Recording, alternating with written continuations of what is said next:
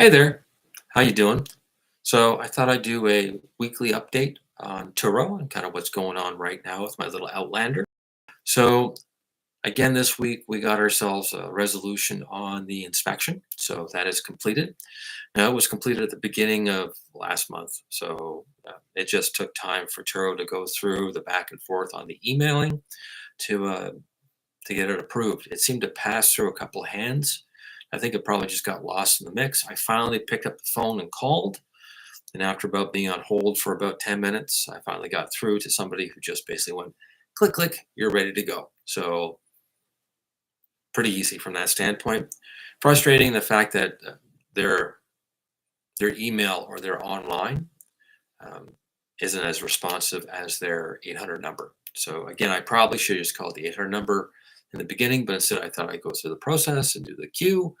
So again, I do find that when you're on Turo, so if you're out there, you're trying it out for the first time, usually you got to go through the actual call area and actually get things done. So just be aware of that. I've always found that when you do call Turo, try not to do it during a peak time. So I'll usually call after 5 o'clock or something along that line. It seems to be reduced in numbers as far as that's concerned. You do get somebody in there who I think is babysitting the phone number. So I think they're just literally like at a call center. And if you've got really detailed questions, they kind of scramble a little bit on that one. So it's a little tough from that standpoint, but they do all right. So what else have I been up to? So I'm getting the Outlander ready. So it's got to go for a cleanup. So we're going to do that this weekend, which means a good vacuum out. We're going to shampoo the floor, do a really good wipe down of the interior. It's actually pretty clean. Didn't get a lot of use. Basically, it was just me running back and forth to work during the bad weather, which is great. It's kind of why I have it. So if it's not on Turo, I can put the Jag aside and drive a nice bigger SUV. Although the Jag, surprisingly, is pretty good in the snow. And we experienced that actually a couple days ago. So yeah, I had to take it out in a bit of a snowstorm, and it was fine. Not an issue from that standpoint. But it is nice to get the confidence of getting into a super all-wheel drive for a Mitsubishi. But it's again, it's very good for winter weather. Um, but we've got tariffs coming up. That seems to be the big thing right now, at least in Canada. Everyone's talking about it, and surprisingly, I've noticed a little bit of an impact. So to give you an idea, I'm doing an oil change. We're coming up to well, April, so we're going to have spring soon.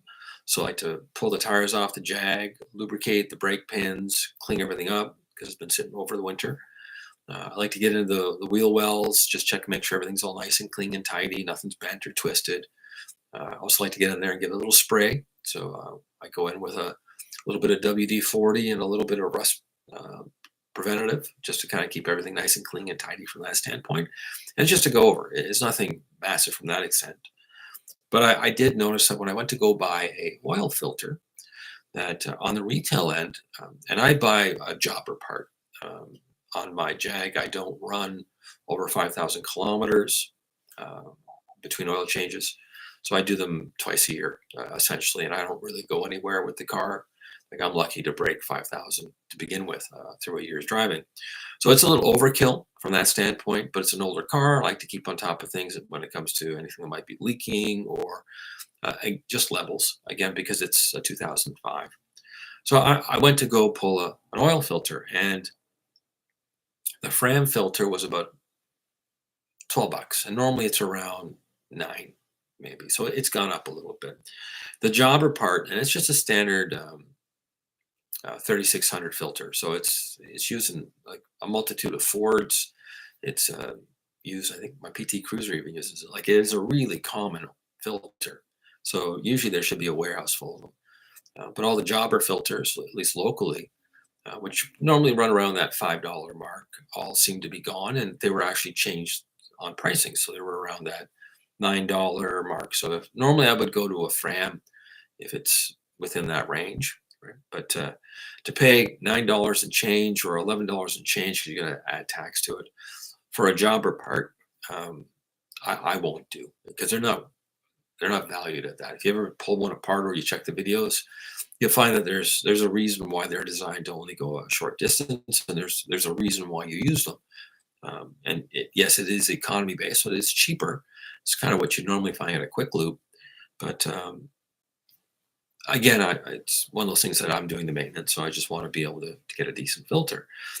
So I had to go online, which I always find annoying. And this is if you're in Canada, probably going to be your stumbling block for the next little while until tariffs or the trade agreements are kind of put in place or someone gets in the government. Because right now we don't really have a functional government to actually negotiate anything. So that's a problem with it. And it's one of those things where if you're going to get heavier costs on the part, it means you've got to make up for it on the labor. Now I'm doing the labor myself, so the labor is free, so I don't mind spending a bit of a premium. I'm okay with that. So I got a Bosch part, which is a good quality filter. And I don't normally buy them because normally they're a little more money, at least in this neck of the woods. So it's your standard Ford filter, 3600. So nothing unusual from that standpoint. This was off of Amazon, $5.49. So I don't know if it's because they haven't corrected pricing yet, but this is beyond a jobber part as far as value is concerned. It's one of those things that you're now going to have to do some competitive shopping. And this took business away from a local parts supplier. Took business from the local Walmart, which I don't cry about that too much. But the local parts supplier, I find concerning because it's one of those things where you look and kind of go, you're at $15, $20 for a filter. These are not that much money. So again, something in Canada to watch for. The other one is motor oil.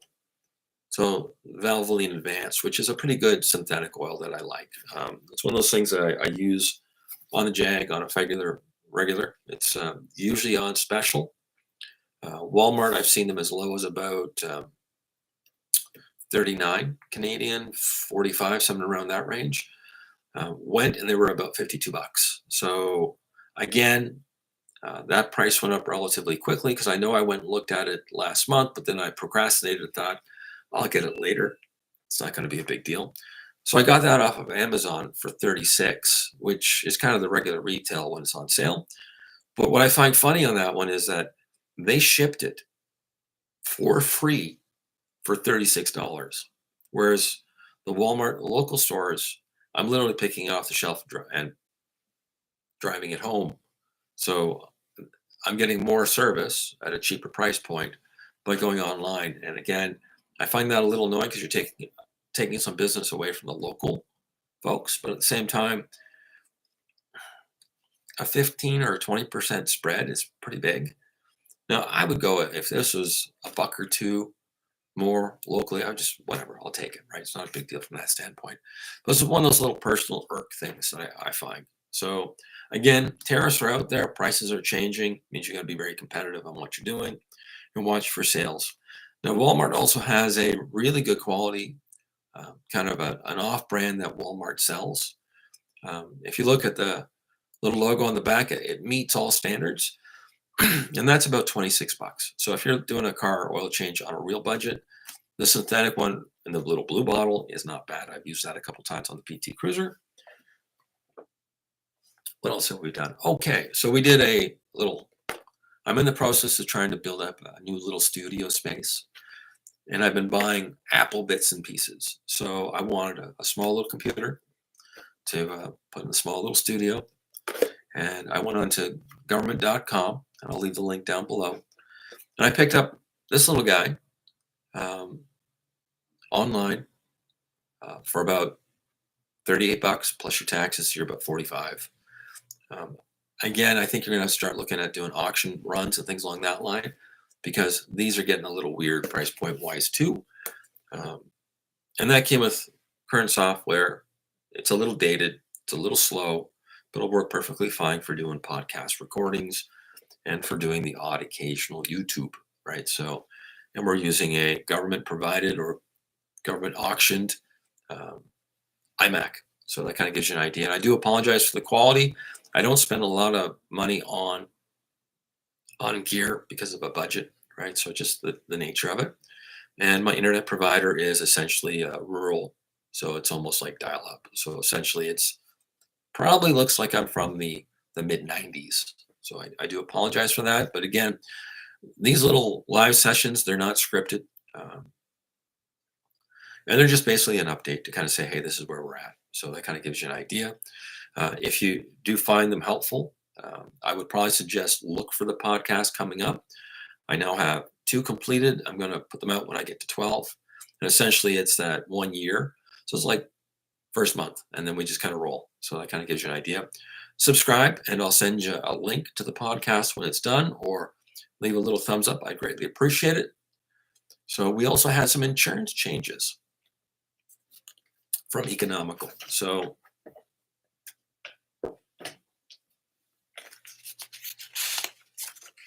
time to pay insurance. So surprisingly, which I thought was unusual, the quote that I originally received from my broker has gone down. So Economical, thumbs up as far as that's concerned. So they are less $100. So go figure. So after all that runaround that we talked about earlier, um, we did see a bump in cost, definitely. But we did see it kind of migrate down a little bit. So that's kind of nice. And that's kind of like that third month payment type deal. So again, it's one of those things where I would pay the complete insurance out, but they don't give you an incentive for that. So they don't give you a discount. So they break it up into like 4 payments over the year. It's just kind of a way of budgeting. So again, Economical so far is doing all right with me. And again, they are the insurance providers with Turo. So that's why I went with them is essentially um, if there's a problem, they're insuring my Turo vehicle when it's out with a client. They're insuring the vehicle when I'm driving it. So there really shouldn't be that mystery moment where you go, oh, well, hold on a second. You should have, no, it's now just easy. And I know it does cost a little bit more, but it's one of those things that if you're out on Turo, this is probably the easiest way to make sure that you're covered. So you don't have that little window of time where you go, oh, well, the guy should have had it till noon and you got it early and you're driving it to the gas station at 11:45. So where does that insurance fall on? Well, it doesn't really matter at that point because you're covered either way. So it's one of those things that I would highly recommend. Um, we are starting to work a little bit on OMVEC. So again, if you're looking to get into buying cars, or you want to get into wholesaling, or you want to get into a car rental agency, like you want to be your own agent at some point, you do need to get a license in Ontario to be able to do that. So I'm going through the basic process. So we're going to sign up. We're going to do the online program, and we're going to basically document the process. And then I'm going to do a series of podcasts to get on it. We'll probably do 12. And the podcast will be all edited and cleaned and nice and easy. So you can listen to it in your leisure, in your little office space or studio area, and get familiar with how to do OMVEC from a standpoint of a Turo operator. So that kind of gives you a run through there. I have been working with ChatGTP, so I'm going to clean up the script a little bit.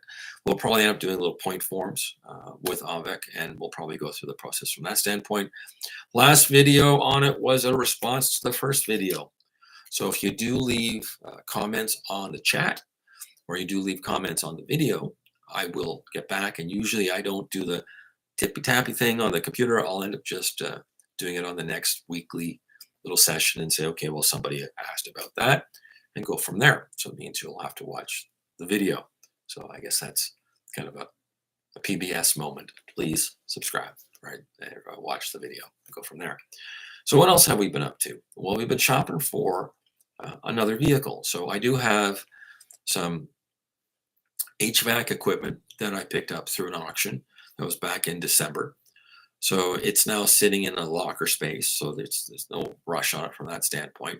But I've been trying to find either a Ford Transit or a working van.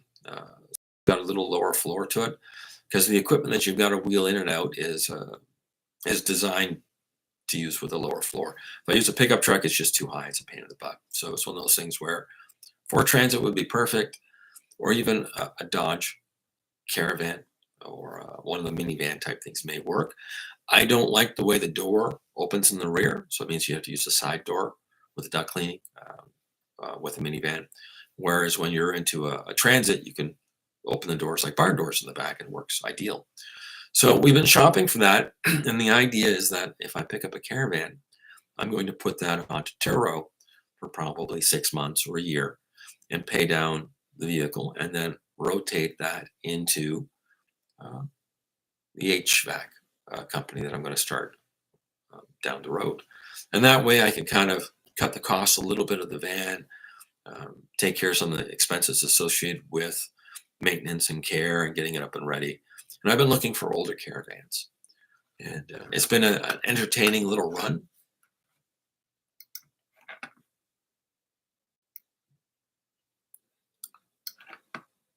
And I've also been looking at Land Rovers because that's kind of what I've been doing lately. So again, I might replace the Mitsubishi with a Land Rover product because the prices on Land Rovers, even the Jaguars, um, the J-Pace have kind of leveled down quite a bit to the point where they're almost the same price as the Mitsubishi. And I noticed that there's a little kind of magic there with Turo, and this is very important when you're going to go out and look for a car for Turo, to find out where it kind of gets classed as far as the costs are concerned on rentals. And strangely enough, um, even though the Land Rover is about the same price as a nicely equipped top end Mitsubishi Outlander, I'm not comparing apples to apples by a stretch of the imagination. It'd be an entry level Land Rover, but it'd still be leather and a roof and nice audio package. But it wouldn't have the nav or a few other little things that would make it top end. But I'm okay with that because I find on the older ones, the nav packages are a little bit dodgy and odd anyways. So it's a midline package I'd be looking for. And we've been doing that as well. So, and I just thought I'd point out that there's been fun little responses. So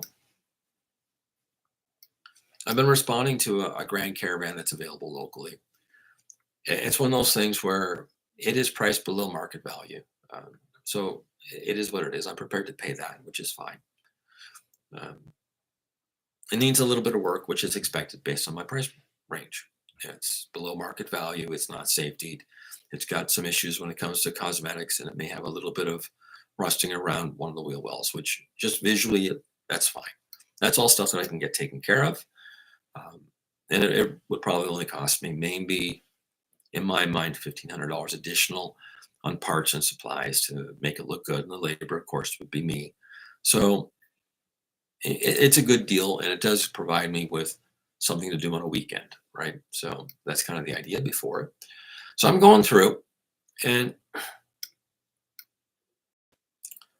red flag. So I get Chat GTP to do up the emails. Basically, I just put down what I want to get across, and it drafts it up nice and clean and sends it off. And basically, it comes up with some little hot point advice as well as like things like, hey, you should confirm that's in the proper ownership. You should confirm that that's got a seller's and buyer's package from the MTO, little things like that. So I'm going through with this gentleman online, and he's about a 40-minute drive, so pretty easy from that standpoint. And the photos he's added are your typical horrible photos, but they're not a dealer shot with like 12 or 36. It's like 4 basic shots of the car with the shot of the well that's got some issues, and the interior is kind of on a weird angle, but it's not to be able to tell it's a van, right? So fine, not a problem from that standpoint. So I'm going through it, and then he's telling me that so I asked, well, do you have the ownership and paperwork in place? And he goes, oh yeah, no problem. But I asked him, is it in your name? Right? Because he said he got it from a buddy. So it's in his buddy's name. So I'm going, okay, I know a guy. This is how I got the van. So I'm thinking, there's a red flag, right? And then I continue to talk to the guy. I said, well, do you have the MTO pack from when you got it from your guy? Like that's kind of a standard thing on Turo. It's $20. It's like getting a car proof report. It's not a big hurdle from that standpoint. He goes, no, I didn't get that. So I go, okay, well, just forward me the VIN, and I'll go off to the MTO because I don't want to have to worry about that when I get there. And it also tells me if I get the buyers and sellers package from the MTO, and they will sell it to you, which is really nice. It's $20. The Carfax or Carproof report in Canada is like $70, so 20 is a really good deal. And it'll tell me, has it been in an accident? How many owners have been on it? And if he says it's, the last guy was the first owner and he's the second owner, that's great. It's so cheap that I'm not going to be that concerned about how many owners have really passed through it. But it's just one of those things that can create a little red flag if it goes, oh, well, that's the sixth guy that's owned this vehicle in the last year and a half. It means it's been a hot potato vehicle. Like it's got a bad transmission, sell it to the next guy. It's got a bad head gasket, sell it to the next guy. Right? It's just one of those things that helps you out with that. You kind of says, okay, well, I need to look at things. Plus, it tells you whether or not it's got any liens. And when you're looking at an older vehicle, you would think, well, that doesn't really apply to it. It's got to be paid for. It's a 2013 model, right? It's got 160K on it. It's got to be paid for. Like that would just make sense. Like it's past hands. But the dilemma when you look at a car like this is it may have gone into a payday loan at one point with somebody. That's very common in Canada. It may have gone into, there's a place called City Financial here where they'll loan you up to $5,000 on a personal loan with very little um, due diligence. And they'll essentially take a vehicle as collateral. It doesn't necessarily mean the vehicle is valued. They don't assess the car. But what they do is they just try and make it a pain in the butt for you when it comes to renewal if you haven't paid them. Right? So it could have a lien in that regards, which means that if I bought the vehicle, I'd have to call City Financial, which I've had to do in the past with cars. And they're usually really good about it. Like they're not tough or anything that long. Like usually they'll say, okay, that's a loan from 4 years ago. Clearly we've resolved it or we've moved on. We need you just to pay the documentation. And I think City Financial did it last time for $60. So, but it's one of those things. It's just a pain in the butt. Now you have to wait 30 days before you can actually get the vehicle on the road because you're waiting for this paperwork to come through. So, again, not a huge hurdle, but it's just an annoyance. And it's a real annoyance if you've gone ahead, done the safety, or you've done a bunch of work to it, and you paid for the vehicle, and you find out that no, City Financial or another financial institution has a lien on it, and they would really like to see the vehicle back. It's in their it's their ability to do. So it's one of those things where it can happen. So you want to make sure these things are proper, right? So I asked for the VIN number so I could go do that, spend the $20 and just make sure everything's okay. Nice thing is they're off a little bit, but they also give you the assessed value based on average retail, and you pay tax on the average retail. So it's nice to know what the tax cost is on this vehicle before I go buy it as well. So in other words, if I pay for a number, okay, $1,000 just to make it easy. Well, you'd think, okay, I paid $1,000 for the vehicle, which I'm not. It's more than that.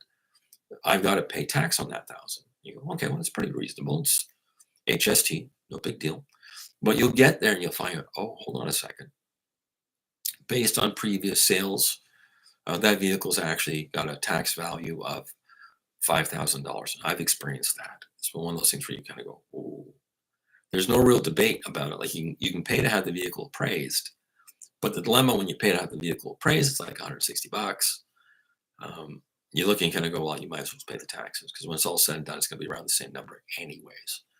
So that represents a little bit of a problem from that standpoint. So he came back and said, no, he didn't want to send me the VIN number because he had issues in the past with people making fake bills of sales, which is a red flag because the MTO here won't take a handwritten note. It has to be on the buyer-seller's agreement. It has to have a copy of the driver's license too. So this guy clearly is a Kerber, which is fine. I have no problem from that standpoint. Vehicles come from all places. So if I went to an auction, if I went to an estate sale, if I bought it from a garage, they're not dealers either. Like there's different sources. So this guy is probably got a vehicle that he picked up back in December or last year. It's probably been sitting on his yard. Probably thought it was a good deal at the time. Now he wants to get out of a project. And great, I'll buy his project and finish it. I don't have a problem with that. But I can't proceed if I don't have the documentation and paperwork. So it's really not worth going and looking at it unless the vehicle is like $1, right? So it's just not worth the hassle. So I sent him a little note, said, I appreciate your time. And I can't look at it from that standpoint because you now the documentation is in question. So if you're buying a vehicle, and I'll leave a link down below, there's a really good guy down in the States um, called The Wizard, which I know sounds crazy, but he's part of that Hoovy thing. And he's got a whole video on the nightmares of getting a car without documentation. And it's the same in Canada. If you don't get the right paperwork in place, you're going to have issues when it comes to registration. You can't fault the people behind the counter because it's not what you don't know, it's what you know, right? So it's one of those things. So just be aware when you're out shopping to go through the process and go from there. I might actually do that once I actually get to the point where I'm going to go look at a car. Maybe we'll do a video on here's the basics. Buyer's package. What are the questions to ask ahead of time? What's the region to look for the vehicle? What's the pricing points? Yeah, I use a service on the internet that gives me a wonderful wholesale value, which is pretty accurate. And I try and keep around that range. I might pay a little more if the vehicle's in great shape. I might pay a little less if it needs work, right? So just from there. So again, we're on the hunt for a van, coming to that, which has been fun. And hopefully that kind of works itself out, but I'm not in a rush for it. So I'm waiting for the right deal at the right time.